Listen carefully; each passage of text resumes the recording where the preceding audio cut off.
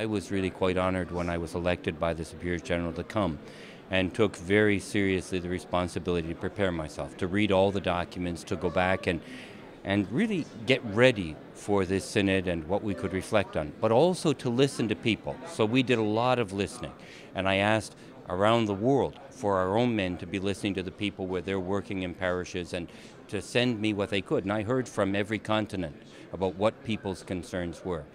One of the things that really struck me was that when we talk about some of the challenges facing the family, people sometimes feel excluded from the discussion. They sometimes feel as if we're talking about them, as other, as distinct from us. And if we look at what the Church teaches, and especially since the Second Vatican Council, that can't happen. The principle that has to guide us is that we are forming one family, and that this family is meant to include everybody.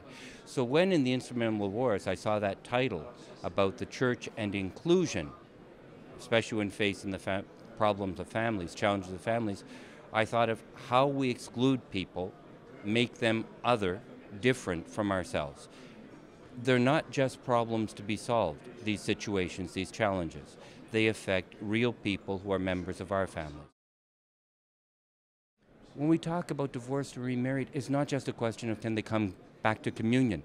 It's how are they living active members of the Church, and not only them, but all those touched by that marriage that has failed. We talk about homosexual persons, people with homosexual tendencies, whether they're chaste and celibate or whether they're in a relationship, whether they have children or don't have children. They're members of families, and they're members of our families. Whether or not we recognize same-sex unions, which are civilly recognized in so many different countries, that's a totally different question and debate. But how do we, as a Christian Catholic community, as a family of God, include, welcome, embrace brothers and sisters who are faced with some of these very specific challenges?